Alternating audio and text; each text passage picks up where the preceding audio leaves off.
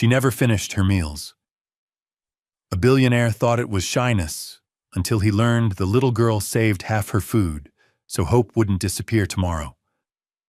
When the world noticed, everything almost broke. What happened next forced one man to choose between silence and a child's future. Snow pressed against the diner windows like a quiet warning. Asher Vale stepped inside to escape it, coat heavy thoughts heavier. The place smelled of coffee, fried eggs, and warmth that didn't ask questions. Neon lights hummed above vinyl booths worn smooth by years of small conversations. That was when he saw her. A little girl sat alone near the window. 8 years old, maybe. Blonde hair tucked into a faded knit hat. Feet dangling, not touching the floor. A full plate in front of her. She ate carefully, too carefully. Small bites. Long pauses. Eyes lifting between mouthfuls as if someone might take the food away if she wasn't fast enough, or punish her if she was. Asher noticed something else. When she stopped, half the plate was still full. The waitress leaned in. "You want me to wrap that up, sweetheart?" The girl shook her head quickly. "No thank you, ma'am. I'm full." Her stomach betrayed her with a soft sound. She froze, then smiled, polite, practiced adult, in a way children shouldn't have to be. Asher sat 2 booths away, pretending to scroll his phone. He had negotiated billion-dollar deals without blinking. But this made his chest tighten in a way numbers never did. He paid the bill quietly. No announcement, no heroics. When the girl noticed, she stood up, clutching her backpack. "Thank you, sir," she said, voice steady. "You didn't have to." Asher looked at the plate, at the untouched half. "Why didn't you finish?" he asked gently. The girl hesitated. Just a second too long. Then she answered with a smile that didn't reach her eyes. "Because tomorrow is expensive." And with that, she turned and walked back into the snow. Asher Vale stayed seated, staring at the half-empty plate, realizing for the first time that hunger wasn't always about food. Asher Vale returned the next night, telling himself it was coincidence. Same booth, same steam on the windows, same girl. Mila Hart sat with her backpack hugged to her knees. The waitress set down a plate bigger than the girl, smiled, and walked away. Mila waited, counted to 5, then 8. Bite, pause, bite, pause. Asher watched the ritual assemble itself. When the fork stopped, half the plate remained. Again. He leaned over the aisle. "You don't like pancakes?" Mila startled, then nodded politely. "They're good, sir." "Then why stop?" She considered him, eyes bright and careful, because stopping is polite. That answer landed wrong. Asher ordered milk for her. She thanked him twice. When the glass arrived, she took 1 sip, wiped the rim, and pushed it aside. Asher noticed the way her fingers hovered, as if touching more might be a mistake she couldn't afford. "You can have it," he said. "It's yours." Mila smiled. "I know." She still didn't drink. Asher lowered his voice. "Is someone waiting for you?" Mila's gaze flicked to the door, back to the plate, back to her hands. "Someone always waits," she said, and then softer, "even when they're not there." Asher felt the room tilt. The waitress returned with the check. Asher shook his head. "I've got it." Mila stood quickly. "You already did yesterday. That's okay." Her mouth opened, then closed. Pride, tiny and fierce, rose in her shoulders. "Then I'll remember," she said. She slid from the booth, careful not to bump the table, and tucked something under her coat. Asher didn't see what. He only heard the bell over the door and the word she left behind like a receipt. Tomorrow. On the 3rd night, Asher Vale didn't pretend it was coincidence. He arrived early. Same diner, same booth. He ordered coffee he didn't drink and watched the door like a man waiting for a verdict. Mila came in 10 minutes later. Snow clung to her hat. Her cheeks were pink from the cold. She shook herself once, small, determined, then slid into the window booth as if it belonged to her. The waitress greeted her by name. That alone told Asher more than he wanted to know. The plate arrived. Bigger tonight. Hotter. Mela waited again, counted, then began. Bite, pause, look at the door. Bite, pause, look at the plate like it might argue back. Asher leaned forward.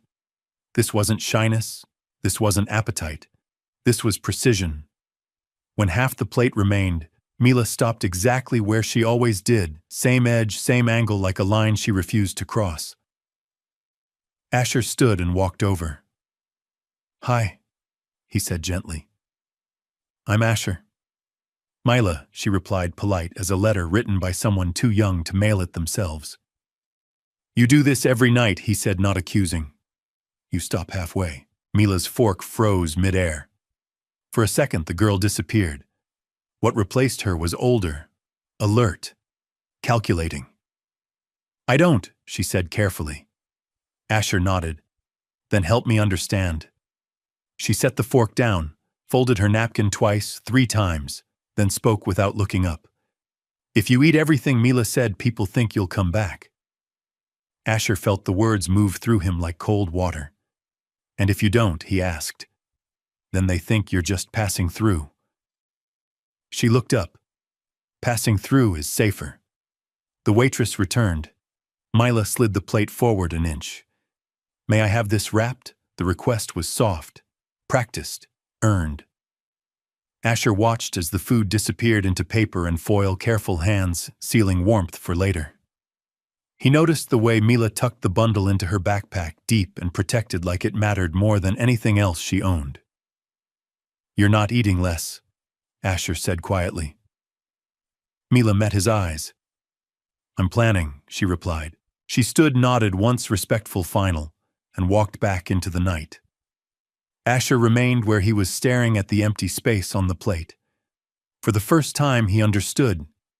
This wasn't about hunger. This was about survival with rules.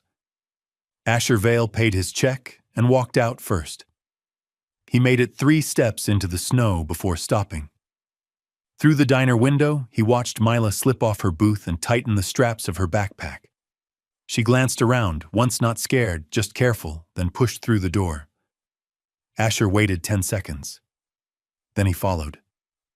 The street was quiet, snow-swallowing sound. Mila walked fast for someone so small, boots crunching with purpose. She didn't wander. She didn't hesitate. Every turn was chosen. Asher kept his distance. She passed the closed pharmacy, the bus stop with the broken light, the corner where laughter used to live but didn't anymore. Finally, she slowed near a low brick building with its lights off, a community center shut down for the winter. Mila stopped beside a wooden bench. She reached into her backpack and pulled out the wrapped food. Asher's breath caught. Mila placed the bundle gently on the bench, smoothed the paper. Then she sat down beside it, leaving just enough space for someone else. No one came. She swung her feet, humming softly, off-key, brave. Then she turned her head toward the empty space and spoke in a whisper meant only for the cold.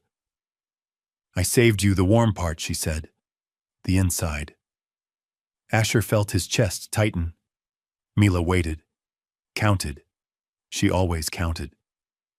After a moment, she picked up the food again, pressed it briefly to her coat, like a promise, and slid it back into her bag.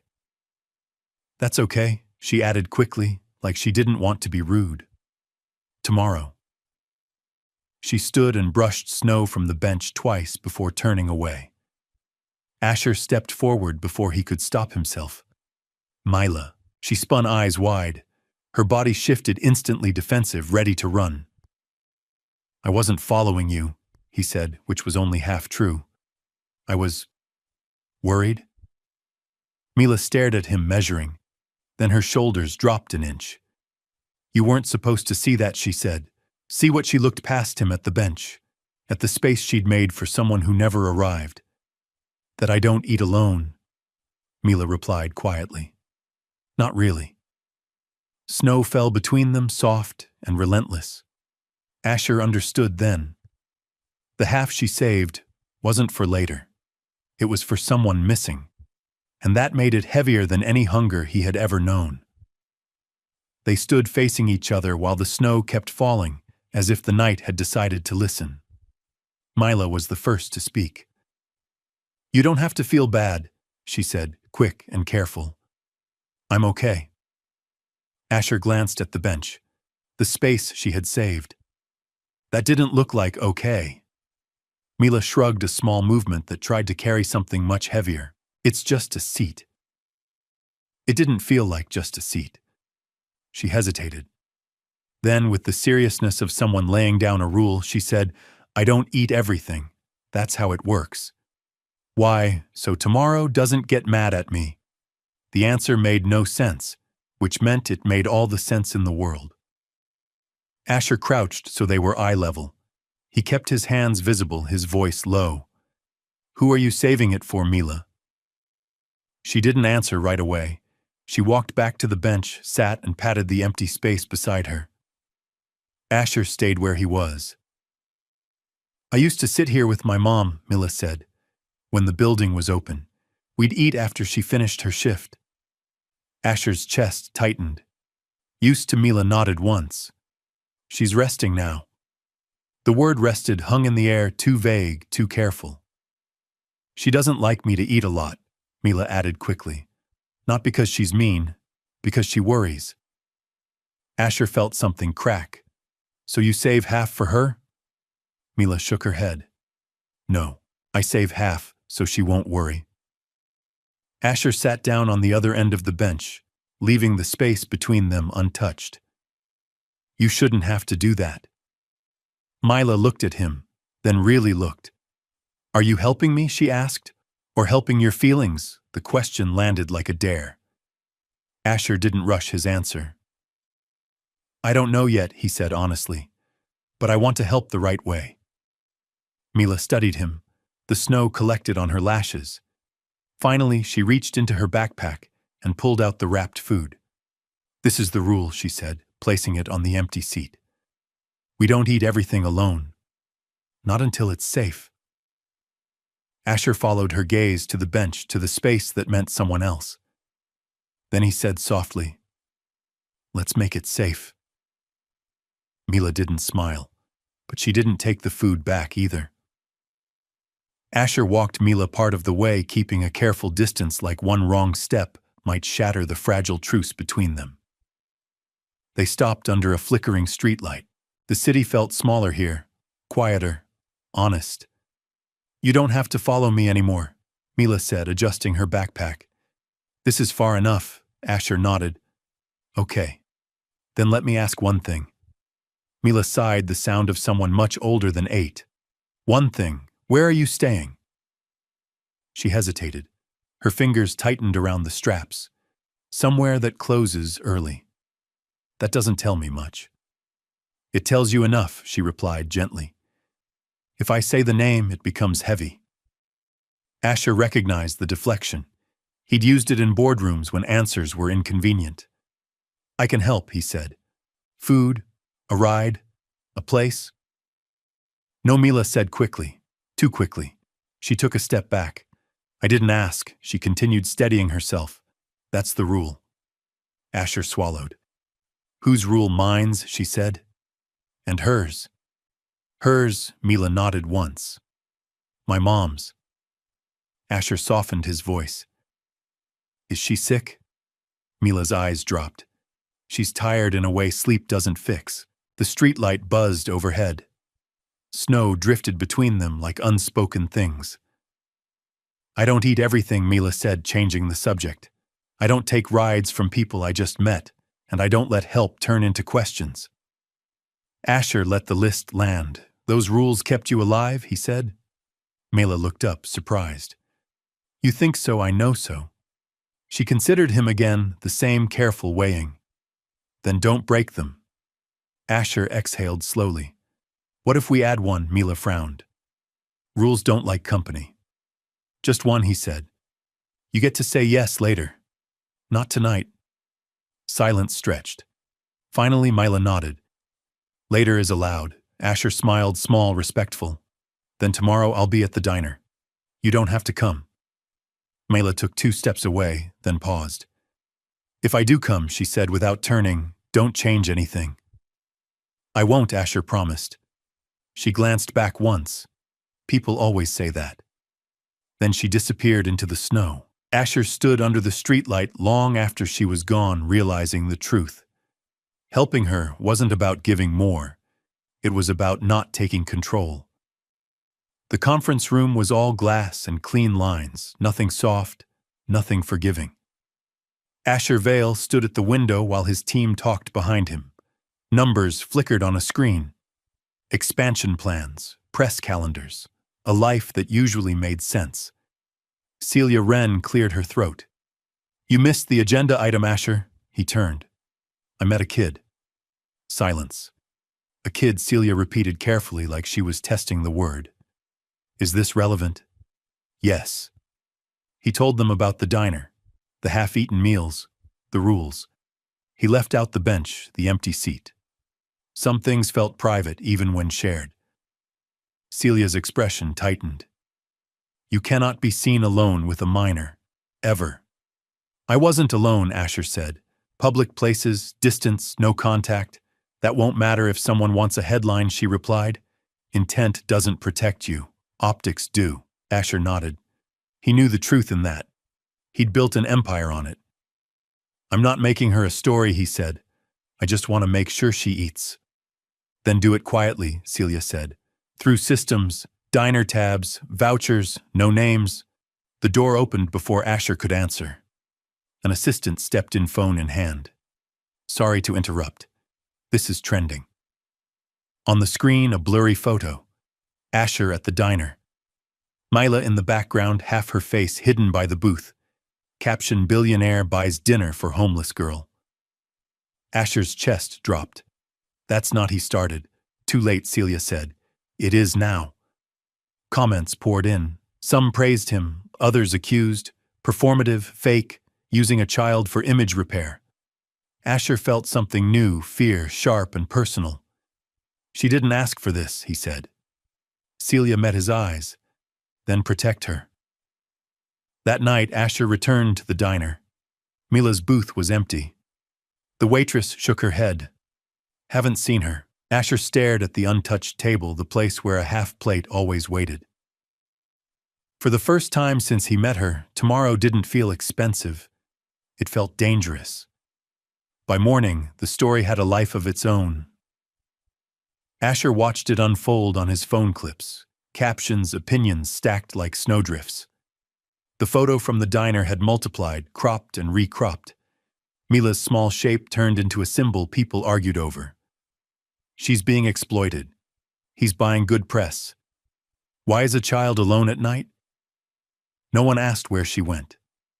Asher shut the screen and drove back to the diner. The waitress shook her head again. She came once this morning, she said. Saw the paper. Left without ordering. Outside, a news van idled at the curb. Asher felt the city tilt toward spectacle. He called Celia. We need to shut this down. We can't, she said. We can only redirect. Do it, Asher replied, and keep her out of it. Meanwhile, Mila sat at a public library 3 blocks away, small hands folded on a wooden table.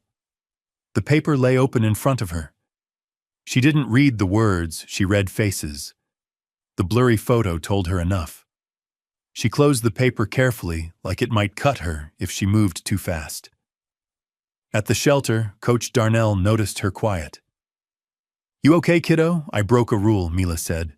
What rule? I made tomorrow heavy. She didn't go to the diner that night, or the next. She changed her routes. She ate crackers from a vending machine and saved half out of habit, out of fear. Asher searched without searching, asking the right people, keeping distance, letting Darnell lead. He learned how easily help becomes pressure when the world is watching. 3 days later, he found her at the library again, seated in the same place, the same careful posture. He didn't sit down. I'm sorry, he said quietly. I didn't mean for any of this. Mela didn't look up. I know. Then why did you disappear? Because when grown-ups argue, she said, kids turn into reasons. I don't want to be a reason. Asher felt the truth of it settle in his bones. I can make it quieter, he said. Mila finally met his eyes. Quiet is good, she replied. Quiet keeps rules alive. Outside, the city kept talking. Inside the library, a child chose silence, and a man learned that being loud enough to help meant knowing when to step back. Asher learned quickly who to ask and who not to. He didn't call his security team.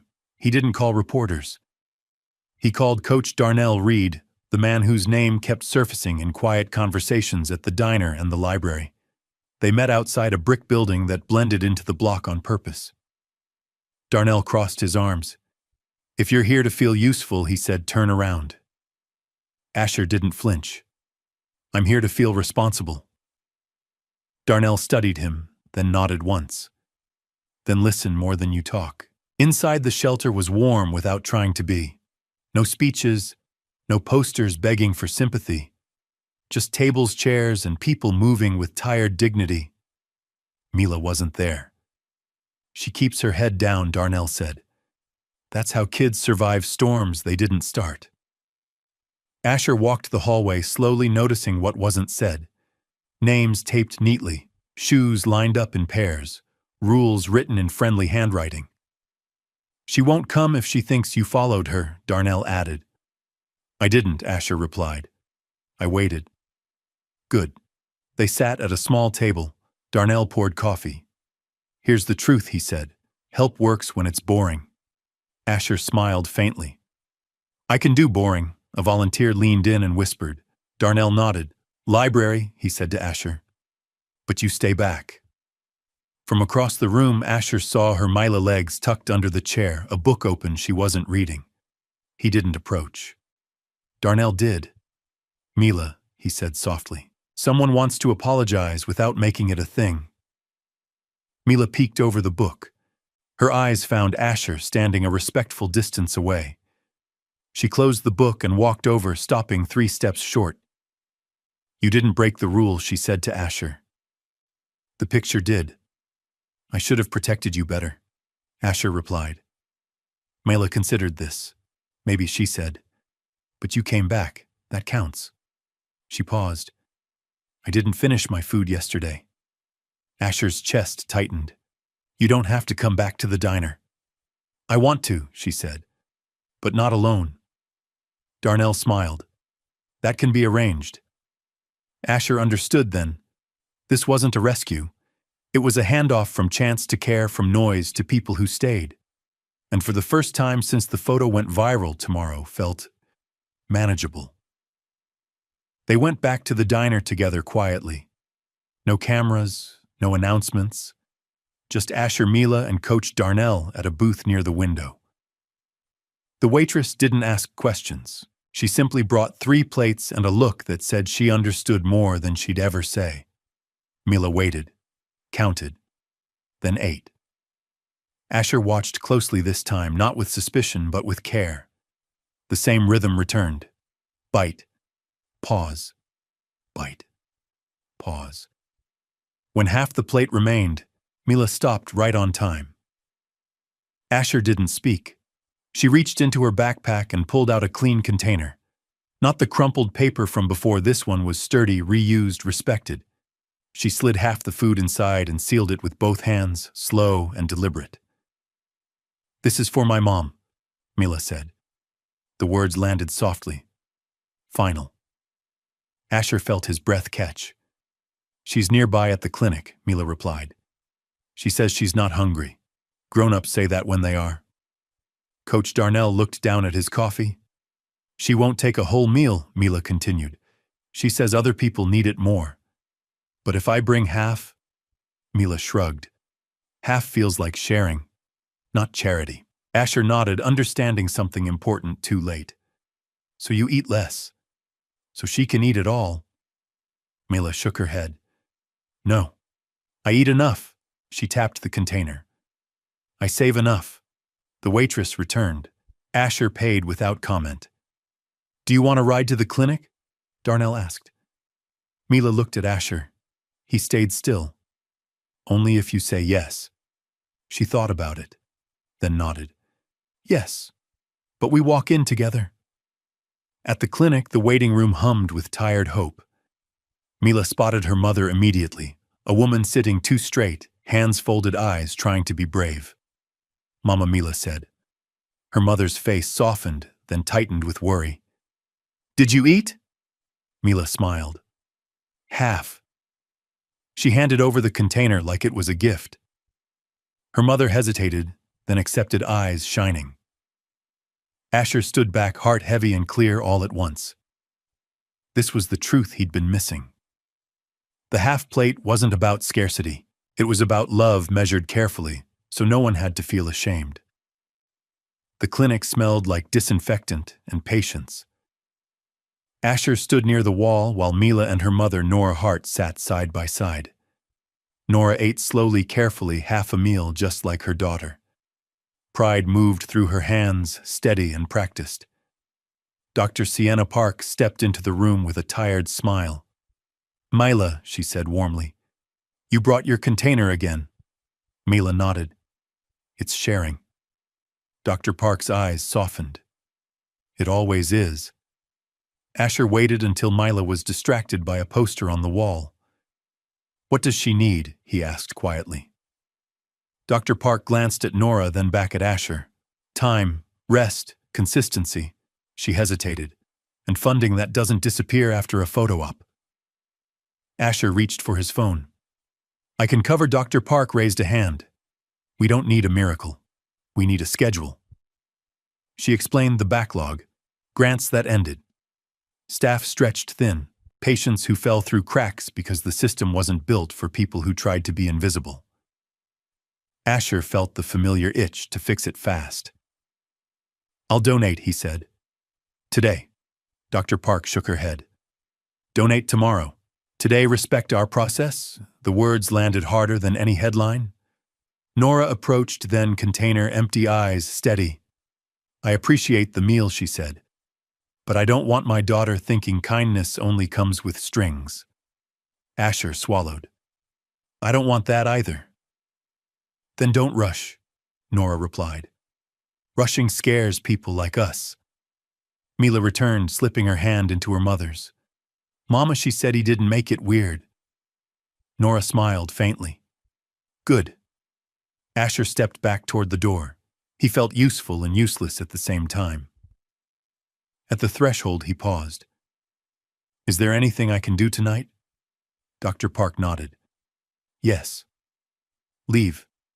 He did. Outside, Asher sat in his car and stared at the clinic sign glowing against the dark. He finally understood the door he'd been pushing. It wasn't locked. It was waiting for the right knock. Asher didn't sleep that night. He sat in his apartment, city lights blinking like unsent messages, replaying Dr. Park's words. Respect our process. He had built his life on shortcuts, on making systems bend. This one wouldn't. The next afternoon, he returned to the clinic without announcements or plans. Just coffee for the staff and a question he hadn't asked yet. Nora was in the waiting area, coat folded neatly on her lap. Mila colored at a small table nearby, staying inside the lines like it mattered. Asher approached Nora, stopping at a polite distance. "Can I ask you something?" he said. Nora nodded. "If it's not fast." "It won't be." He chose his words carefully. "What do you actually need?" Nora looked past him toward the hallway. "Everyone asks that," she said. "They mean money." "I don't," Asher replied. "I mean need." She studied him, searching for the hurry. Finding none, she spoke. "I need a job that doesn't punish me for getting sick," Nora said. "Hours that don't disappear if I miss one day. Somewhere my daughter doesn't feel like she has to apologize for existing." Asher felt the blind spot snap into focus. "I can't hire you," he said slowly. "Not directly. That would be complicated." Nora's jaw tightened. "I figured. But I can open doors," he continued, "with partners, vendors, training programs that don't put you on a stage." Nora considered this. "No photos," she said. "No speeches." "Agreed." Mila looked up from her coloring. "Is this a rule talk?" she asked. Nora smiled. "Yes." Mila nodded seriously. Rules keep people safe, Asher crouched. Then here's mine, he said to Mila. I won't decide for you. I'll offer. You choose, Mila thought. Later, yes, Asher said. Later. That evening, Celia called. If you don't announce something soon, the narrative will write itself. Let it, Asher replied. I'm done being the headline. He hung up and looked out at the city again, seeing it differently now. The blind spot wasn't that he had too much money. It was that he'd forgotten how much time, dignity, and choice were worth, and tomorrow, for once, didn't need to be bought. The plan came together without a room, without a table, without applause. Asher met Celia Wren in the quietest corner of the office, the one without glass walls. She listened, arms crossed, pen still. No press, she repeated. No announcement, no photo, no quote. Yes, Asher said. That's the point. Celia exhaled. You're asking me to protect something no one will see. I'm asking you to protect people, he replied. From us. She studied him for a long moment, then nodded once. Fine. But it has to be clean. It was. A partner nonprofit handled temporary housing assistance, standard, anonymous, boring.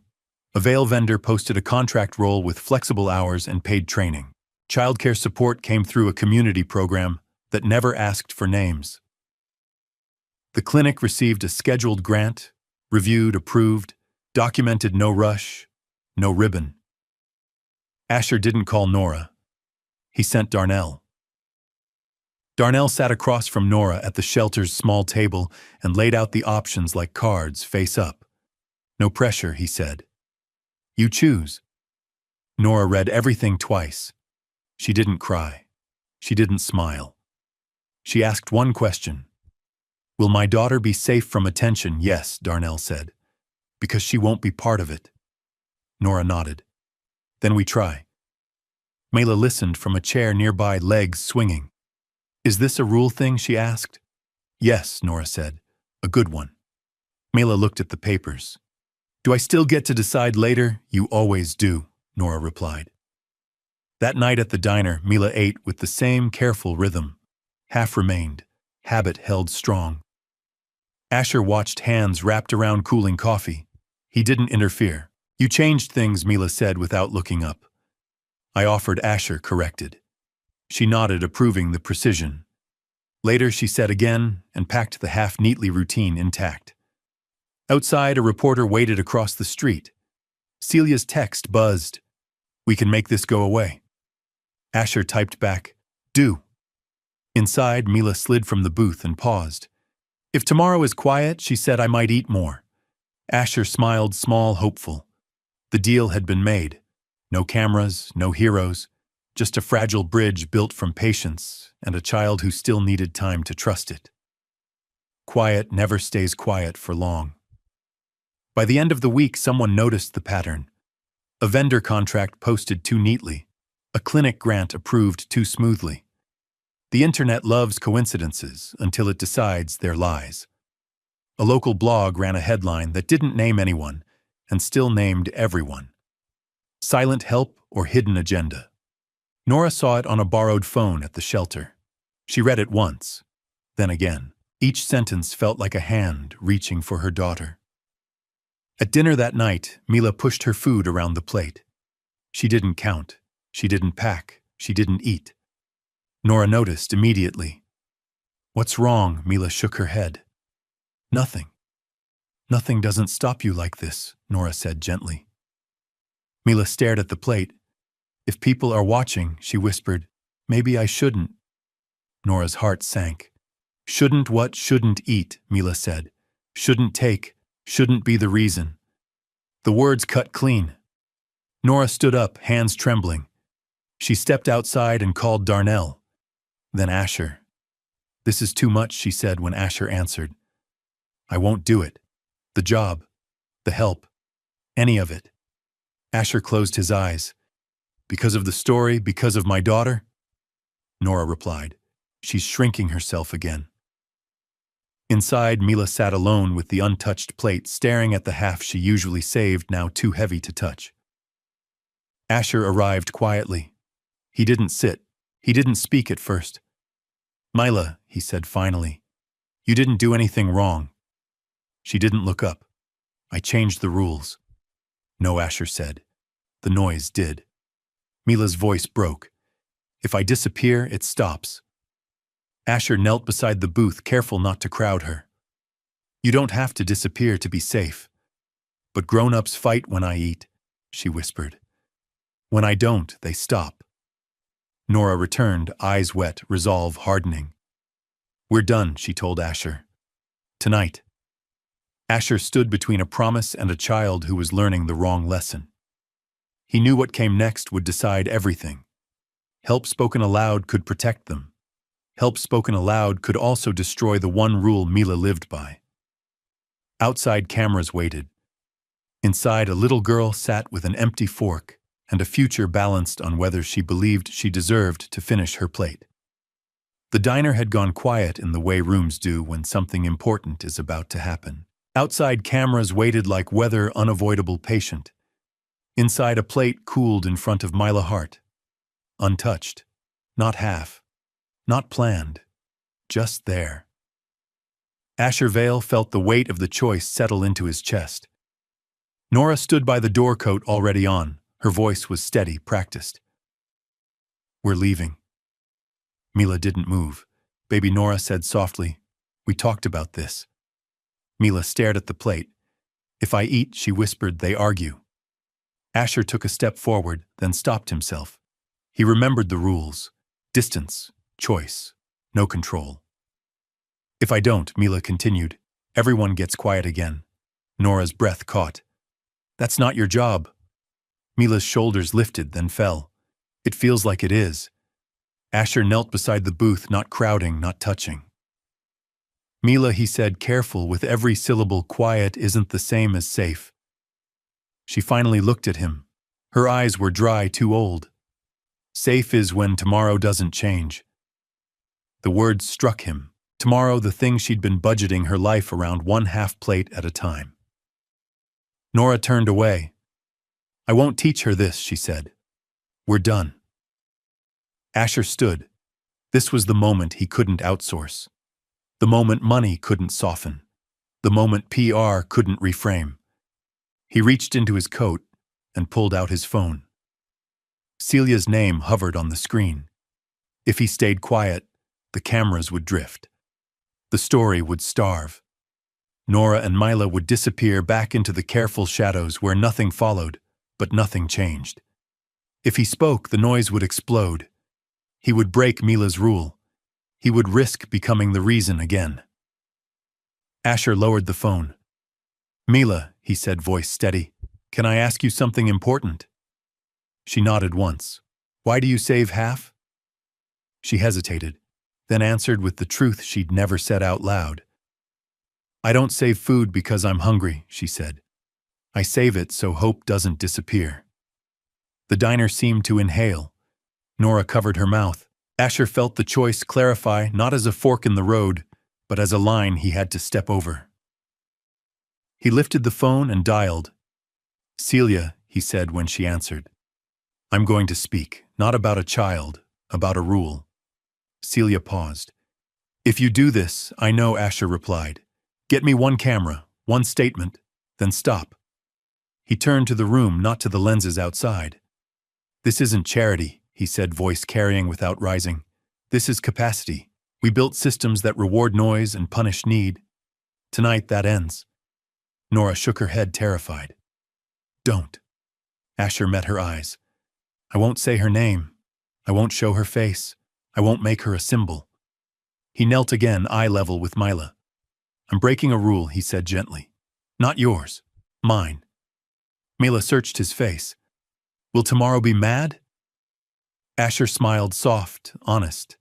"Tomorrow will be busy, but it won't take from you." The waitress returned, hovering. Asher nodded to the plate. "Can we warm that up?" Mila's hands trembled. Nora whispered. "It's okay, baby." Mila stared at the fork like it might vanish if she touched it. Then she took one bite. Nothing happened. No cameras burst through the door. No arguments erupted. The room stayed quiet, but different. Not the silence of fear, the silence of permission. Mila took another bite, and another. Asher stepped outside and spoke into the single camera Celia arranged. No names, no faces, just a promised jobs with dignity clinics, with schedules, food without shame. When he returned, the plate was empty. Mila looked up, stunned. I finished. Asher nodded. You did. She glanced at the door, then back at him. Can I leave one thing? He slid a napkin toward her. Mila placed a single fry on it, small, deliberate, and smiled for the first time that night. For luck, she said. Nora laughed through tears. Outside, the cameras rolled. Inside, a child learned the most dangerous lesson of all, that sometimes when the right person speaks up, hope doesn't have to be rationed. The noise didn't fade. It rearranged itself. By morning, Asher's statement was everywhere clipped, quoted, debated. Some called it overdue. Others called it reckless. Celia read the reports with a flat expression. You didn't break the internet, she said. You broke expectations. Asher nodded. What did it cost? Celia hesitated. A few partners, a few favors. She looked up. Worth it, Asher didn't answer. He was watching the diner across the street. Inside, Mila sat at the same booth, feet swinging. A plate arrived. She stared at it longer than usual. She ate slowly, not carefully, thoughtfully. When she reached the middle, she paused. No counting, no wrapping, just a breath held too long. What if tomorrow forgets again? She asked her mother. Nora set down her fork. Then we'll remind it, she said. Together.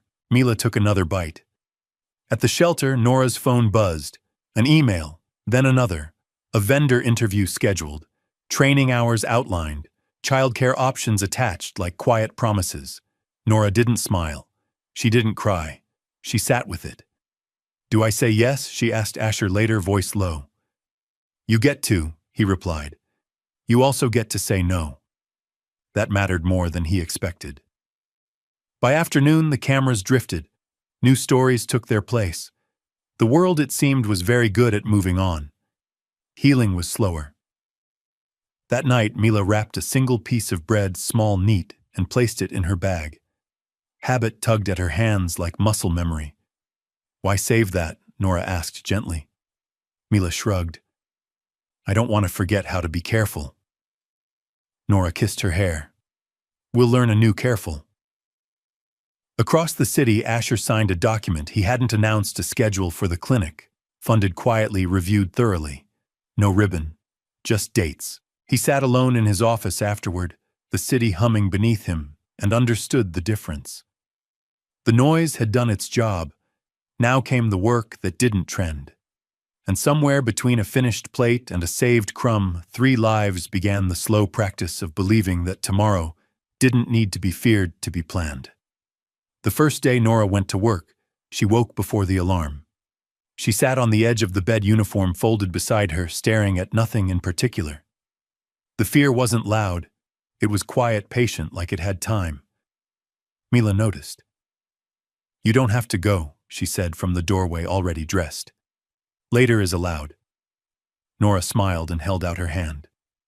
Later is allowed, she agreed. But today is possible. At the training site, Nora listened carefully, asked questions, took notes like the job might vanish if she didn't prove she deserved it fast enough. The supervisor spoke plainly. No rush, no suspicion, just work. Across town, Mila sat in a small classroom at the shelter's learning center. She colored houses with doors drawn wide open. When snack time came, she hesitated, then took one. She didn't split it. She watched the room, waiting for something to happen. Nothing did. At lunch, Asher joined Nora outside the building, keeping his distance. How does it feel? He asked. Unreal, Nora said. Like standing on ice that hasn't cracked yet. It might, Asher replied. But you won't be alone. Nora nodded. That's new. That evening they met again at the diner. Routine mattered. Mila slid into the booth, scanned the room, then looked at the plate when it arrived. She ate past the middle, paused. looked at her mother. "Is it okay?" she asked. Nora met her eyes. "Yes." Mila took another bite, then another. Her shoulders loosened as if she'd set something down she'd been carrying too long. Halfway through the meal, she stopped not from fear, but from fullness. She frowned, confused by the difference. "I think my body forgot the rules," she said. Asher smiled. Bodies learn faster than minds. Mila thought about that. She wrapped a small napkin, not food inside it, just the napkin, and placed it in her bag. "For remembering," she said. When they left, Mila reached for her mother's hand without looking back at the plate. Outside, the city felt the same. Cold, busy, unchanged. But inside one booth, a child had crossed an invisible line, not into certainty, but into something braver. The belief that trust didn't have to be all at once. It could be taken bite by bite. The press conference wasn't really a conference. No podium, no banners. Just a short statement released at noon, buried between market updates and weather alerts. Celia insisted on that. Asher agreed. The words were careful. No names, no photos, no stories about children. Only programs, schedules, commitments measured in months instead of applause. At the clinic, Dr. Sienna Park read the release twice, then exhaled. For the first time in a long while, the numbers made sense. Staffing hours stabilized. Appointments spread out. Patients stopped apologizing for needing help. At the shelter, Coach Darnell taped a new notice to the wall. Extended hours confirmed. No logos, no speeches, just time finally funded. Nora noticed the difference immediately. Her second week at work came with a routine. Same bus, same desk, same lunch break. The supervisor nodded at her like she belonged there. Because she did. That night at the diner, Mila sat straighter. When the plate arrived, she didn't scan the room. She didn't count. She picked up her fork and ate. Asher watched from the next booth, newspaper folded, pretending not to look. Halfway through, Mila stopped, not from habit, but curiosity. "Is this the part where something goes wrong?" she asked. Nora smiled softly. "No, baby. This is the part where things keep going." Mila frowned, considering. Then she finished the plate. She sat back, surprised. "It feels normal." Asher closed his paper. Normal is underrated. Later, as they stood to leave, Mila reached into her bag and pulled out the folded napkin she'd been carrying for days. She smoothed it flat on the table. "I don't need this anymore," she said. She left it there empty. Outside, a passerby recognized Asher and raised a phone. Asher turned slightly, blocking the booth from view. The person hesitated, then lowered the phone and walked on. The city didn't notice the moment. That was the point. Inside the diner, a table was cleared. A habit was set down. A child learned that safety could exist without an audience. And somewhere between a public promise kept quiet and a private fear released. The story began to move toward its ending, not with a spotlight, but with steady light that didn't flicker when no one was watching. The habit didn't vanish all at once. It loosened. On Sunday morning, the diner was louder than usual. Families' laughter, the clink of plates that didn't carry secrets. Mila slid into the booth and watched the room with curiosity instead of caution. The plate arrived. She stared at it, then at her mother. "This used to be the hard part," she said. Nora nodded. "Hard things don't always stay hard." Mila took a bite, then another. She slowed not to ration, but to taste. When she reached the middle, her fork hovered. The old instinct rose like a reflex. She cut a small piece and moved it to the side. Asher noticed and waited. Mila frowned at the piece she'd separated. "I don't know why I did that." Nora didn't correct her. "What do you want to do with it?" Mila thought. She looked at the empty booth across the aisle, then back at her plate. I want to share it." She slid the small piece toward her mother. "Not because I have to," she added quickly. "Just because."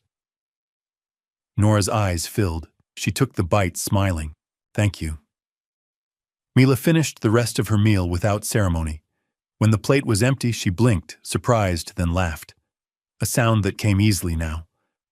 I used to think half meant safe, she said. But maybe safe is knowing there's more. Asher paid at the counter and returned quietly. There is, he said. More doesn't disappear when you use it. Mila considered this, then reached for a fry she'd missed near the edge of the plate. She broke it in two, deliberate, playful, and placed one half on her napkin. For luck, she said, grinning. Asher chuckled. Still keeping a tradition, just one, Mila replied. So I remember where I came from. They stepped outside into a cold that felt less sharp than before. The city moved around them unaware. At the curb, Mila stopped and looked back through the window at the table. The napkin with the small fry sat there, harmless light. I don't need to save tomorrow anymore, she said softly. But I like knowing I could. Nora squeezed her hand.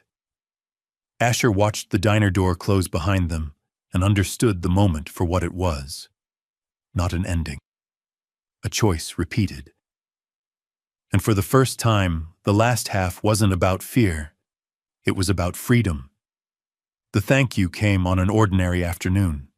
No flowers, no letter, just Nora standing in Asher's office doorway, hands steady, eyes clear. Mila waited in the hall with Coach Darnell counting the tiles. I won't take long, Nora said. Asher gestured to the chair. She stayed standing. I needed to say this, she continued. You didn't save us. Asher smiled faintly. Good. You listened, Nora said. And then you stepped back. That's rarer. Asher nodded. It felt harder than writing a check. Nora almost laughed. It is. She took a breath. Mila sleeps through the night now. She eats when she's hungry.